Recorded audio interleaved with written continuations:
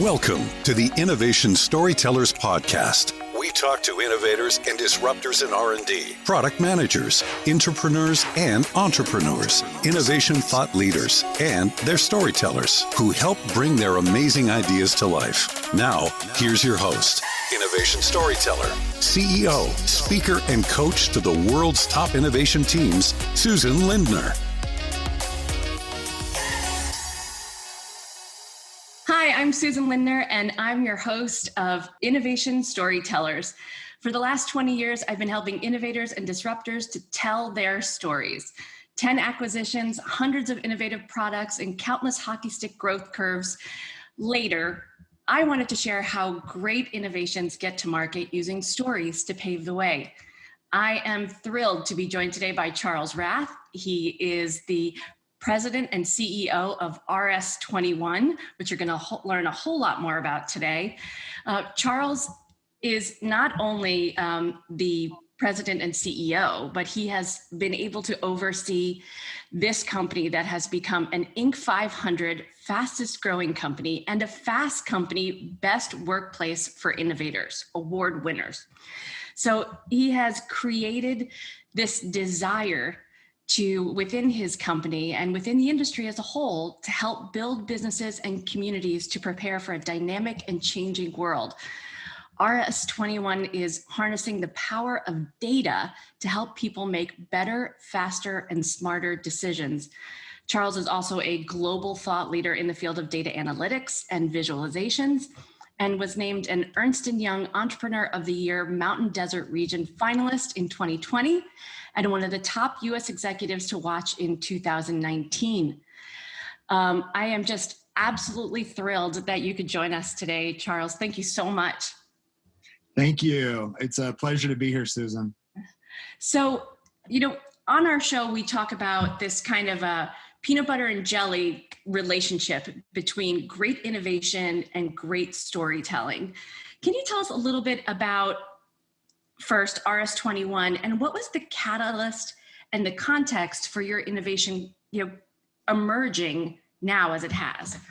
Yeah, great question. So RS21 is a data science and artificial intelligence company, and our mission is to use data for good. And we're living in a world of unprecedented complex challenges, everything from COVID-19 to climate change to cancer to socioeconomic inequality. And we have more information at our fingertips than ever before in human history. And so our mission at RS21 is to take all of this data that exists in the world. 90% of the data that exists in the world, coincidentally, was created in the last 2 years. Wow. And harness that to help organizations solve the world's most complex problems. I mean, what a sense of overwhelm, right? If you are the CTO, if you are the Chief Information Marketing Officer, which is a new title these days, right? If you are the Chief Data Officer, what is the sense of overwhelm that your clients feel about this tsunami of data that confronts them every day, and whether or not they're even evaluating the right things, much less getting their arms around all the data that's coming in? Great point. So we work with governments, and we also work with commercial customers, Fortune 100 companies. On the private side, data is a huge disruptor, and those organizations that are able to harness and predict human behavior, get products to markets faster. Those organizations are thriving in the fourth industrial revolution, which we're in now, right? Mm-hmm. Those that are not are being left behind. In fact, 50% of the companies that were on the Fortune 500 list at the turn of the century are no longer on that list. Mm-hmm. And we believe that data plays a massive role, if not the largest role, in that disruption. On the government side, and we see it now with COVID-19, the ability to react to circumstances that we've never seen before is huge. And citizens are demanding that their governments make more empirically based decisions, more objective based decisions, and all of that is rooted in data. And so It's a massive challenge and opportunity for humanity now. And we're just absolutely thrilled to be able to provide the value. And what was the inspiration for you in starting the business? And also, your tagline, Data for Good. Why that direction as opposed to data for cash or data for twirl your mustache or whatever it may be? I mean, make no doubt about it. I mean, we are unabashedly proud of being a for-profit business, but we're going to do it in a way where we can sleep at night. And so we're very thoughtful about balancing purpose and profit. And, we do work that we believe is good for humanity. And from a business perspective, that's actually been quite lucrative. On one hand, you have employees that want to work on things that they believe make a difference in the world. And you see that with millennials and Gen X and Gen Z. They don't want to work 40, 50, 60 hours a week on, things that they don't care about. And so it's been a really big competitive advantage for us because we're able to attract the best data scientists and developers in the world because they know that they're going to get to work on projects and put their talents to use on things that matter. So can you name drop for us? Who are some of your clients? So we have worked with Humana, one of the largest healthcare insurers in the country on social determinants of health, helping them identify potential possibilities for chronic conditions so they can ultimately provide better outcomes for their members. We do a lot of work with FEMA, helping them prepare communities for disasters. We're working with one of the most prestigious cancer centers in the world, right here in New Mexico, the University of New Mexico Comprehensive Cancer Center. Integrate massive amounts of research and clinical data so they can better understand what's causing cancer and what the best pathways for care are.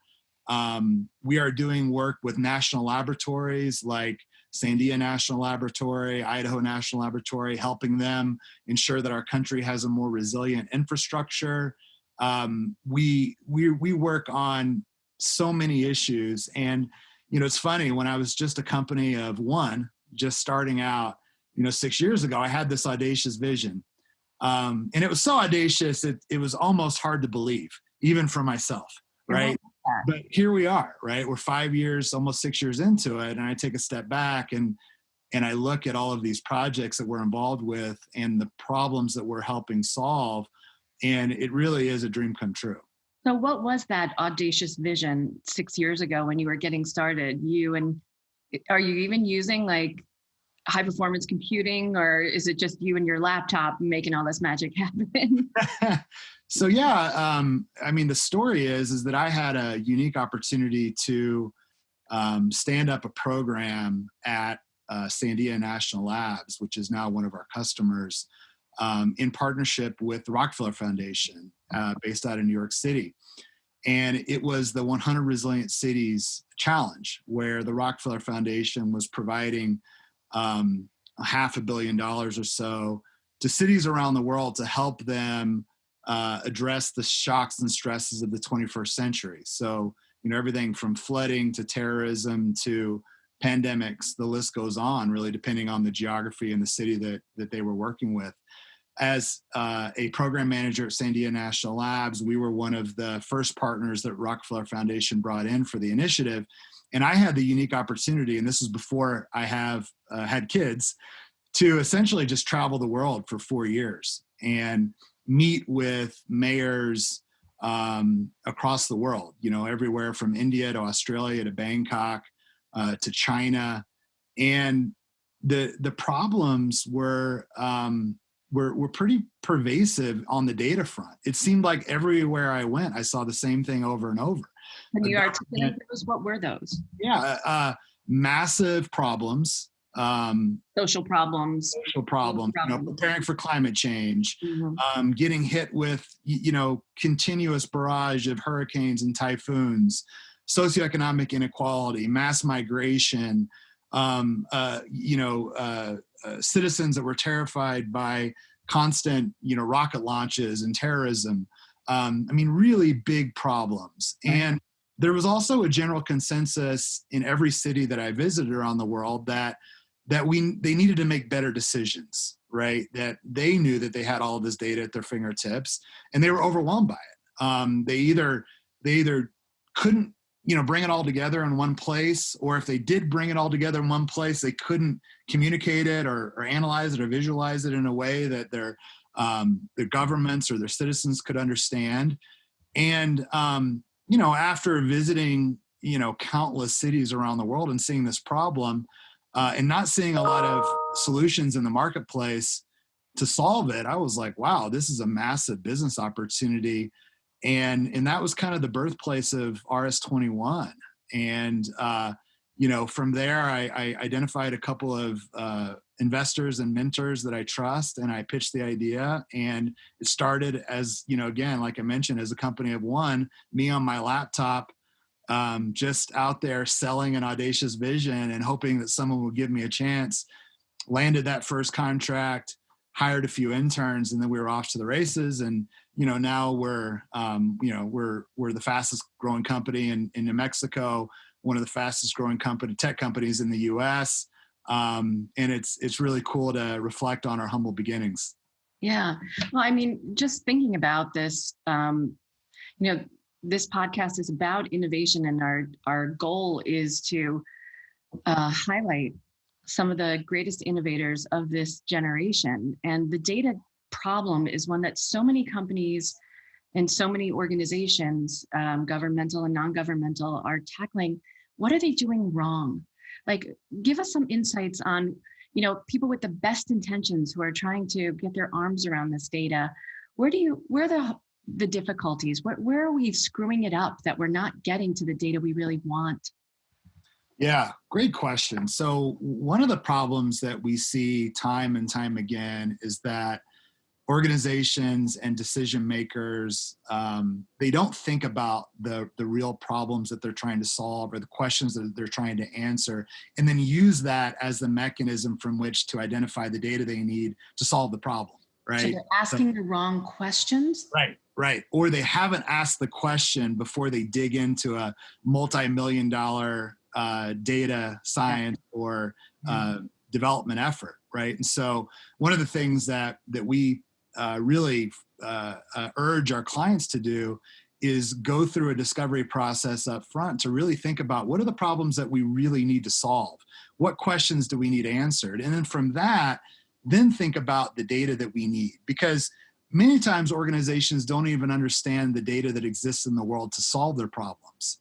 And that's either in-house or out in the world? Or in-house or out of house, right? They don't realize the data that the organization already has or that they've collected. And then outside of the world, or outside of the organization, they don't understand all the data that exists in the world, like satellite imagery and anonymized cell phone signal location data, sensor data. We're inventing at hyperspeed at this point in the data realm, and organizations just don't have awareness of that. And so if you can force an organization to really think about, what are the most pressing decisions that we need data to inform, and then use that to drive the data that they collect, and then drive the technology they use to analyze and visualize that data, the likelihood of success is very, very high.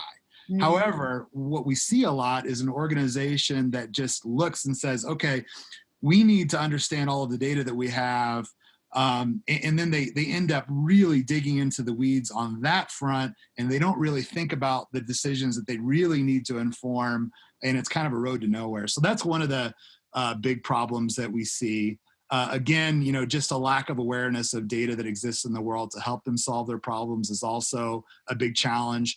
And then the last thing, which is something that we think a lot about, is how to present the information in a way that inspires the human mind to actually solve the problem.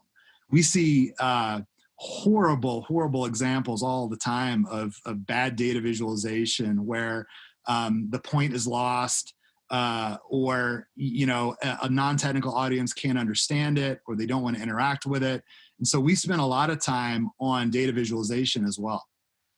And your team members who do that, because visual storytelling is such a huge part of data storytelling, right? Which has become its own industry now.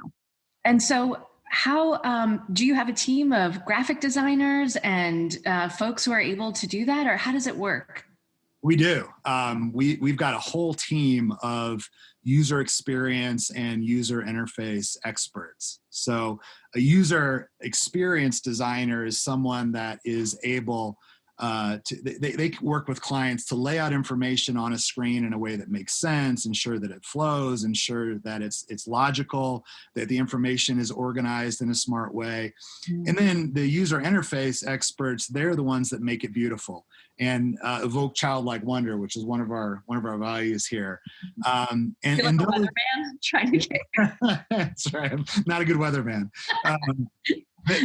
They are the ones that create experiences that that people want to engage with. And it's funny, Susan, a great story of our origins, and talk about storytelling.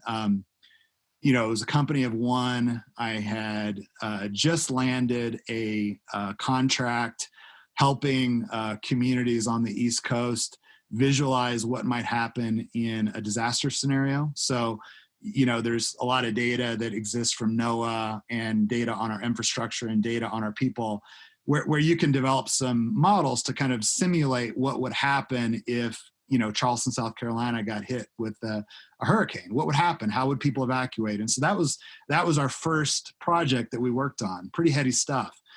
But so I got that contract, I hired an intern, we started working on it. And at the time, we hadn't really embraced the power of data visualization, but I could kind of see with our early results that it was a lot of spreadsheets and it was a Word document. And I'm thinking to myself, like, wow, this is our first opportunity. This has to give a wow factor. It's got to be exciting. And I was sitting in my apartment in Albuquerque and I was watching The Martian by Matt Damon.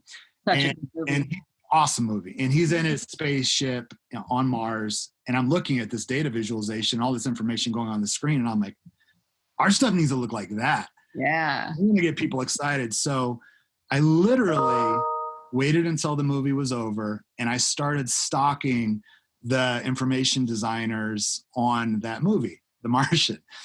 And I'll never forget, talking over social media, or were you like pull up to the house with binoculars? No, on social media.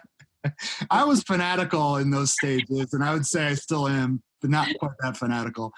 I finally got somebody on the phone, right? And I'm like, hi, this is Charles Rath. I'm the CEO of RS21. We're this big data company, right? Big meaning, yeah, big data, small company. Yeah, exactly. We're a tiny, nothing company.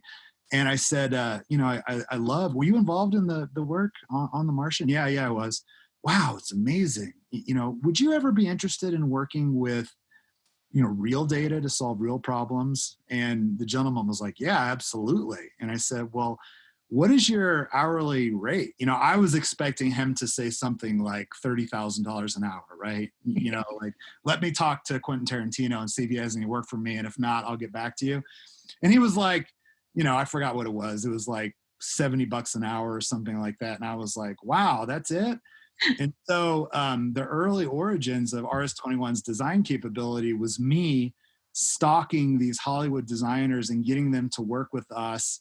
And it worked. Wow. It was really a beautiful blend of art and science. And really, that's kind of what put RS21 on the map in the early days, was really just how we were presenting the information and the insights that we were deriving. Since then, of course, we've created our mother platform. We've developed a pretty amazing artificial intelligence capability and data science capability. But the data visualization is still a key part, and I think a differentiator of our company. So, as part of that, are you also influenced by your work at like the Department of Homeland Security and recognizing what are the needs of, government organizations to be able to visualize data across so many different regions, scenarios, right? I mean, there's so many layers to great data analysis. Oh, absolutely. And so many different types of end users, right? In some cases for the Department of Homeland Security and FEMA, we're trying to create things that a community member could understand. My grandma could understand and interact with. Okay. In other cases, wait, I want to stop you right there, because so many times, and even on this show, the conversation that we have is, science is for scientists. We want to make it really known, but it's really challenging to get people to understand really complex issues. I feel like I'm dumbing down the conversation. I don't want to lose the essence of the science. I don't want to lose the exactitude or the nuances of the discussion by making it available to my grandmother. Right. And oftentimes it's even a conversation with, I don't want to feel like I'm talking down to my CEO, my shareholders. One of the reasons why I wanted to have you on, Charles, is to kind of bridge this gap. And I often say that storytelling is the bridge between culture and strategy. It's not about dumbing anything down. It's about making really important, complex stuff understandable. Right. Regardless of audience. So how do you do it? And your stuff is so critical because it is very complex data and you are making it available to grandma. So how do you do it? That's a great question. And I feel like that because of our mission, right, we're trying to solve humanity's biggest challenges, that we're on the front lines of that pervasive challenge. Right. These complex challenges we're trying to solve, curing cancer, preparing for climate change, mitigating crime, by their very essence, they are multidimensional and they require a lot of people to be on the same page about what the problem is and what they need to do to solve it, right? So to the scientist who doesn't want to dumb down his or her message, I get it, right? And we spent a lot of time thinking about, well, how do we communicate the uncertainty of this analysis, right? How do we communicate clearly what it's telling us, and many times more importantly, what it's not telling us? Right. That in itself is an art, and we've gotten pretty good at it. But the scientist also has to understand that ultimately, for his or her work or his or her model or method to get used, ultimately it's a non-technical user who's looking at it and is going to be making the decision. And be impacted by it. Absolutely. And so they have to be thinking about and have an appreciation for how that is communicated to a non-technical audience as well, right? And so, in many cases, we are, to solve a problem, we are developing tools and communication materials and visuals in layers to hit the various people in an organization or in an ecosystem that you need to really solve a problem. Yeah, I mean, so truth be told, do you think some of that's just arrogance? Like, I appreciate my chemical formula. I appreciate all my giant scats of data, and I want to put my arms around it, and I want to be the one who gets it, not you. Do you think there's a level of that? There might be with some researchers and scientists, but the misinterpretation of data is a really big problem that we face, right? Understanding what it means to have uncertainty, right? I mean, I think one of the most famous examples is looking at hurricane predictions, right? You see that, you have a line and then there's a cone around it, which is kind of the cone of uncertainty. What it's saying is like, look, we our best guess right now is that the hurricane is going to land here, but it could land, in this range, right? And, many times communities are, they blame the scientists for saying, well, why did it hit, 50 miles north? This line says it's going to hit Charleston. It didn't hit Charleston. It hit way far north of Charleston. Well, it's because there was uncertainty in the way that the data was presented. And there needs to be a certain amount of nuance that that our society understands. So yes, I think there's probably examples of the arrogant, scientist or researcher out there, but I also think that some of that nuance is really important. Yeah. And how much easier, right? I often say to the innovators who come on the show is how much easier is it if you can express the risk assessment around the data? Like you're not just, covering your ass, but you're also allowing for opportunity and challenge and preparedness around the opportunity and challenge too. When you admit that we have 90% of the data or even 75%, and yet decisions still need to get made. Absolutely. But let's be aware of, where the gaps are, because we're not going to have all the data. Great decisions have to get made with less than all the data. Yeah, I'm about getting ready to offer you a job, Susan. One of my favorite quotes is that all models are wrong, some are useful. And wait, can I hashtag that? All models are wrong, some are useful. I love that. That's awesome. Exactly. And you see that with the COVID-19 modeling that is happening now, right? I mean, it's a dynamic situation, right? You're trying to model spread in different scenarios.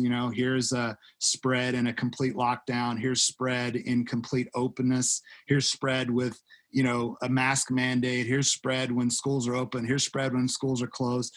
There's a lot of variables in those predictions, right? And so, considering we've never had a national pandemic, much less a global one here in our country. Absolutely. But I think that really illustrates that, sometimes the results of a model under certain variables can be way off from what ends up happening. But part of the value of developing a model and bringing data to the table are the questions that it brings up, right? The quality of the data. What was this based on? And many times, and oftentimes, probably 100% of the time, just by engaging in a data-driven, objective-based discussion about something, you're going to end up in a better place to make a smarter decision, right? And so, very rarely is it a situation where it's just like, all right, I'm going to push a button on this model and it's going to tell me exactly how I need to respond to COVID-19. It never happens that way when you're talking about complex human decisions. It is an exploratory process. A lot of tough questions, a lot of assumptions are challenged, but ultimately through that planning process and through that discovery, you end up in a much better place than if you were just, putting your head in the sand or your finger in the wind and just being like, my gut tells me this. I'm just going to make this decision. We believe strongly in decision-making processes that are rooted in data.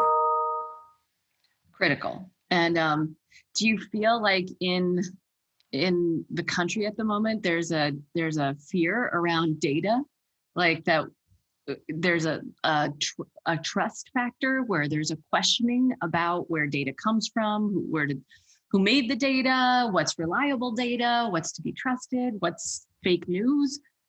Absolutely. I think there's an education that is happening right now on a global scale across humanity around being a smarter consumer of data. And yes, I do think that there's mistrust in the source and who's crunching it and to what end. And there should be. I also think there's a lot of concerns about the privacy of your personal information, how you may or may not be being manipulated on social media based on data. And I think all of those are completely legitimate concerns. But I do think, the culmination of technology, social media, all the data that exists in the world, and then you layer on top of that, COVID-19 and our massive hunger and thirst for trying to understand what's happening to us right now. I think it's from a data perspective, there's an education that's happening right now that I think will be written about in history books, hundreds of years from now. Yeah.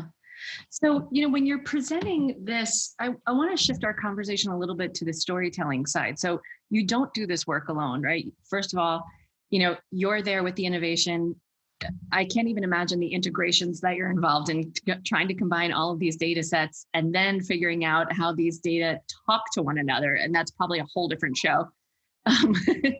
But you don't do it alone. So tell us about the teams that A, make the data, and then B, the team that tells the story about the data, the visualization and analysis around the data. Yeah. So we have part of I think our secret sauce at RS21 is that we have 3 teams that work together every step of the way, from problem inception all the way to storytelling and the visualization of the data to the client, right? So we have a team of data scientists. We have a team of developers, and then we have a team of user experience and user interface experts. And those teams work together on every problem that we're trying to solve from the very start, right? So the data scientists are there to really understand the problem that our client is trying to solve, help them understand the data that they have in their organization and the data that exists in the world to help solve that problem.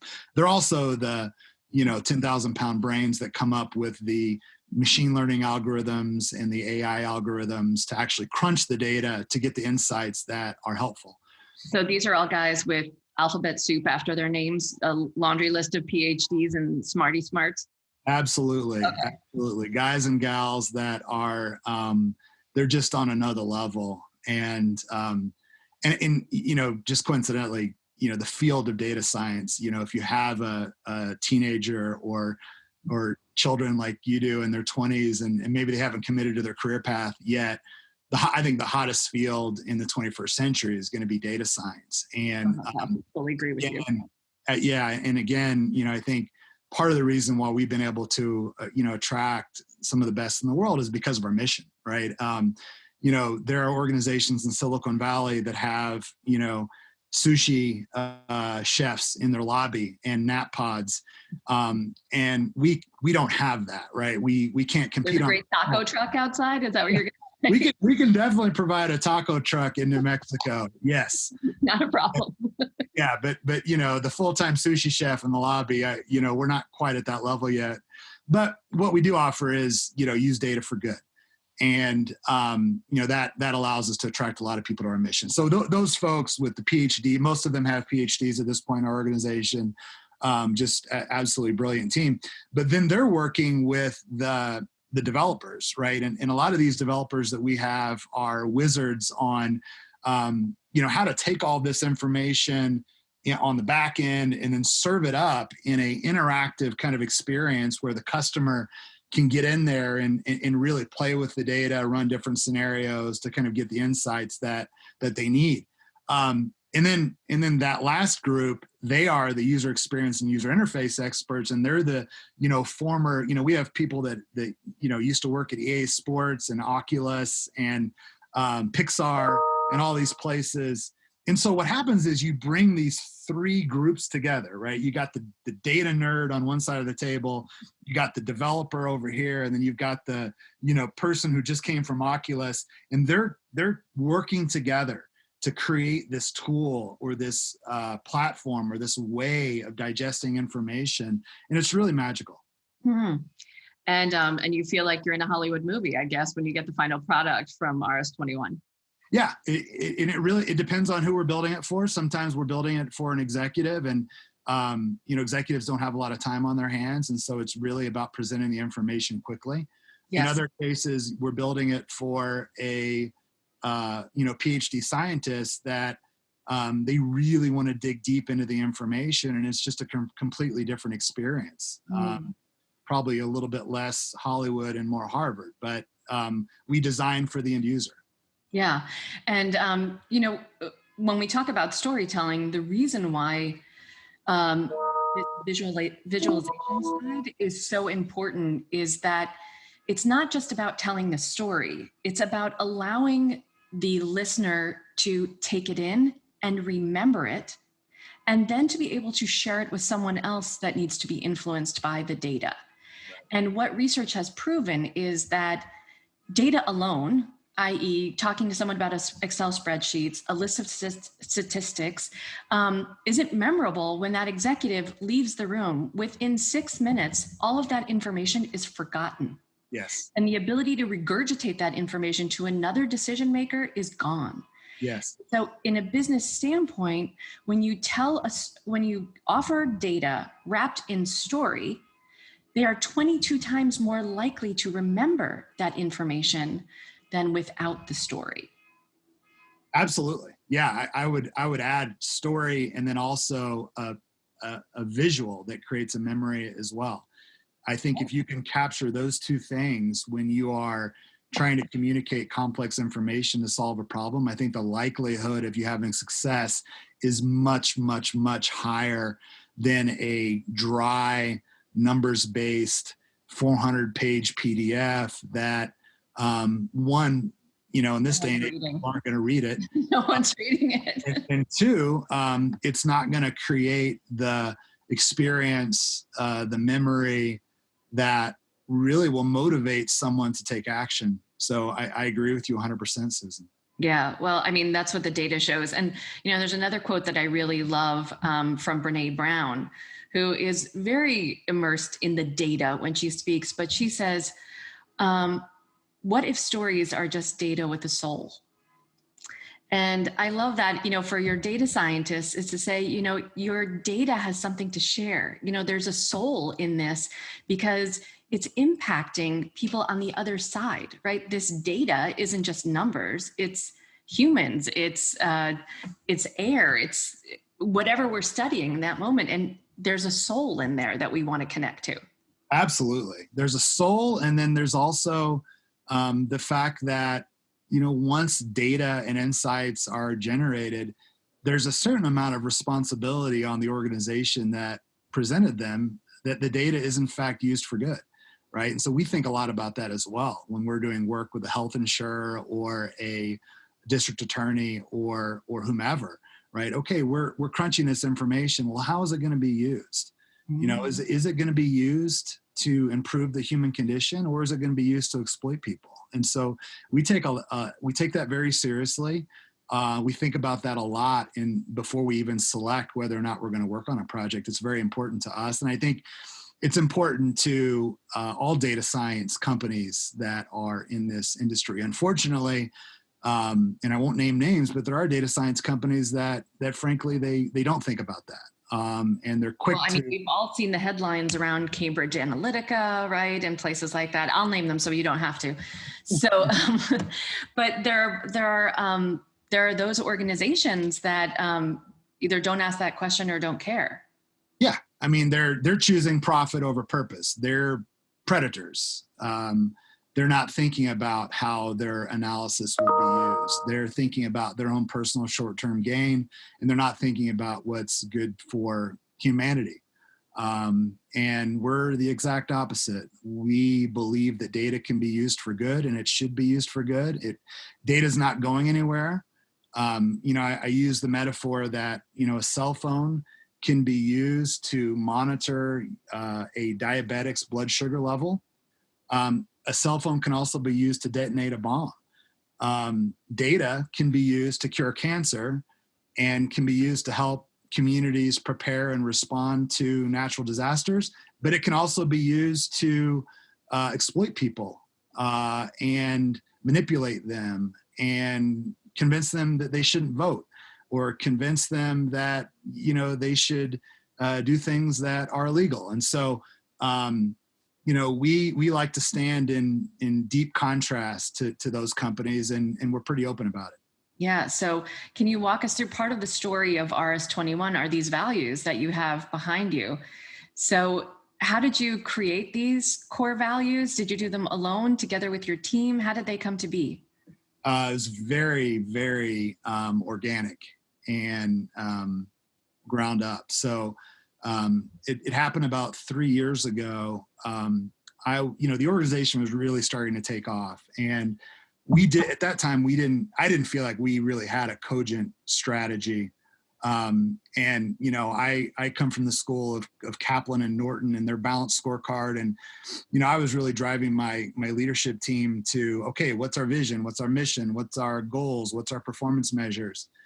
And my director for user experience and user interface research, Jess Duvernay, she wasn't having it. She's like, Charles, what we need right now are our values. What do we stand for? What is this organization about? How do we function? What do we value? And I was like, Jess, don't give me all that soft stuff. You designers are all the same. We need to have some, quantitative goals. And she's like, we need to have both, but we need to start with our values. And so over about a 3 or 4 month period, we went through a really exhaustive soul searching effort to really define what we believe in and what we stand for as a company.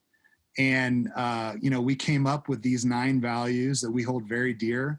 I think many organizations design their values, and it's teamwork and, responsibility and excellence, and they mean nothing. Ours are unique, and we celebrate them.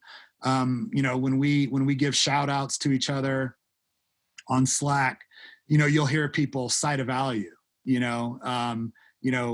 I want to commend David because he really challenged some of my assumptions on this model, and it was a be real moment. And we celebrate that together. It also is great for recruiting. At this point, I'd say 85-90% of candidates that apply for a job at RS21, they do it because of our values. That they read those values, they go on our website, they see what they mean, and they're like, you know what? This organization stands for something, and I want to be a part of it. Okay, so how do you tell the story of your company to the rest of the world? How does it get told? A lot of it gets told through our values. Frankly, it starts with do good with data, use data for good. How do we do that? We do it by disrupting the status quo. We do it by being on the cutting edge, evolving and learning, evoking childlike wonder through our visualizations. And then how do we function as an organization, right? And so it kind of goes from there. How do you communicate that to outside entities like the Fast Companies and the Inc. magazines of the world? How do you communicate that? How do you get it to them? We tell stories, right? Too. To the whole point of this podcast. A great story that we like to tell that personifies our values is our response to COVID-19, right? It came on the scene, obviously in, December, January, really started to get serious here in this country in late February, early March. And, I had several employees come to me and say, hey, I know we don't have anyone paying us to do this work, but we believe that there's a massive gap in the way that we're reporting, the way that organizations are tracking COVID-19 and how we're preparing cities to deal with it. And we believe that we can help communities across the country identify where their most vulnerable populations are so they can start to pre-position resources and target communications and check on those neighborhoods. And, it wasn't work that was paid for. It wasn't some big marketing stunt. It was a company that was driven by values, driven by the need to help humanity, driven by the need to use data for good. And we were able to create a tool that we shared with 500 cities across the United States. We developed it in 3 or 4 weeks. Wow. And it had a massive impact on how cities were protecting their citizens. And, that is a story that we tell Fast Company and Inc. 500 and others about. Look, this is a company that, one, is unequivocally focused on doing good. 2, is a company that can scale fast. And 3, that we're using, the most cutting edge, bleeding edge data sets and data science to, inform really hard challenges. I'm, as you're talking about values and purpose and mission, I'm reminded of that very famous quote from Steve Jobs, the most powerful person in the world is the storyteller. The storyteller sets the vision, values, and agenda of an entire generation that is to come. Yeah. Yeah. And, you know, as one of our amazing innovation storytellers of our generation, I'm curious, you know, and these are questions that I ask everyone who comes on the podcast. What is your favorite innovation that you've seen over the course of your lifetime or been involved with? Like, what is one of the innovations that you most admire? Wow. That's a tough question. I mean, I think about innovations in medicine. You know, obviously in our generation, the internet, I think, has been the most societal changing innovation of my time. I think about innovations in space. But I'd have to say it's the internet and the connectivity that brings globally, how it is so empowering, how it brings information to our fingertips. You know, without the internet, I don't think you'd have an RS21. So I'd have to say that is probably the innovation in my lifetime that is the most inspiring for sure. Yeah. And so one of your core values is disruption. Can you give us an example of how you've disrupted your own platform, even internally? Is there a way that you say, you know, not good enough anymore, we're going to have to scrap it and do better? Yeah. So we are an extremely flat organization. And every employee that joins RS21, I don't care if it's an EA or a senior data scientist, I have the same conversation with them. And then that conversation goes something like this. You're at RS21. You have a voice. Your voice is equal to everyone else, and we expect you to use it. And so when you see something where we have an opportunity to improve, or we have an opportunity to disrupt, or we have an opportunity to better embody our values, I want to hear from you. And part of that is, one, empowering your employees. Part of it also is creating an emotionally safe environment where your employees feel comfortable voicing their mind. And I think we do a really good job of cultivating that at RS21. And by empowering every employee in the organization to have a voice, you get some real disruption. And and I get, you know, distraction. Absolutely. But you know what? We hire super smart, passionate people that are trying to do the right thing. And you know, many times there will be an idea, and you know, by providing a little additional context, it may tweak that idea or invalidate it in some cases. But, you know, honestly, Susan, 85% of the time, the ideas that come from our employees are spot on. We listen to them, we embrace it. Many times it is in conflict with my worldview or the way that I feel like things should go, but I listen and I learn and we adapt and we change. And I think, you know, that has a couple of different impacts on our organization. One, you know, our employees are bought in, right? Because they feel like they're help steering the ship. And two, the proof is in the pudding. I mean, we're able to adapt faster and, you know, take on smarter strategies, which help us be a more impactful, more profitable business. So is it your goal to grow the company? Is it your goal to team up with another huge company who could really use what RS21 has to offer? What's the finish line look like? You know, we joke a lot internally that, you know, the size of RS21 is directly correlated to the complex problems that need to be solved in humanity. And so I think we're still very much on the ground floor. It's tough to predict the future, but I do know that by living our values, by continuing to have audacious goals like curing cancer and mitigating crime, preparing communities for climate change, continuing to hire super smart, passionate people, that the future is going to be bright for our organization. If that means that, you know, in order to have more impact, we partner with an organization that has more resources that can help us scale, that might be our path in the future. It might mean that we just continue to grow at a, you know, hockey stick kind of growth rate, and we scale as RS21 and we become a global brand. But But I know that we will always stay true to the values, that we're always going to have a big impact with our clients, and we're going to be able to sleep at night. And that's nice, especially for a father of a 3-year-old. I need all the sleep I can get, Susan. That's right. All right. So Charles, tell us, where do we send folks? What can we leave folks with if they want to work for RS21, if they want to learn more, where can we send them? Yeah. So our website is rs21.io. That's probably where I would start. We also have a blog channel on Medium. So just Google Medium and RS21. There's plenty of blogs about our values, about the type of work we do, the type of impact we're having.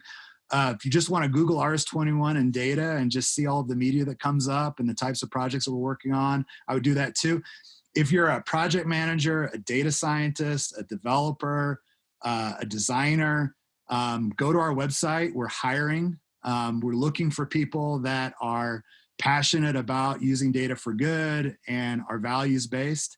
So there's a lot of ways to learn about RS21, and we're super eager to hear from everyone. Well, fantastic. Charles, thank you so much. And keep telling great data stories. We need you. Thank you very much, Susan. It was an absolute pleasure to share our story on your podcast. And, hopefully our story motivates others. Amen. Amen. Thank you so much, Charles. This innovation story has ended, but yours is just beginning.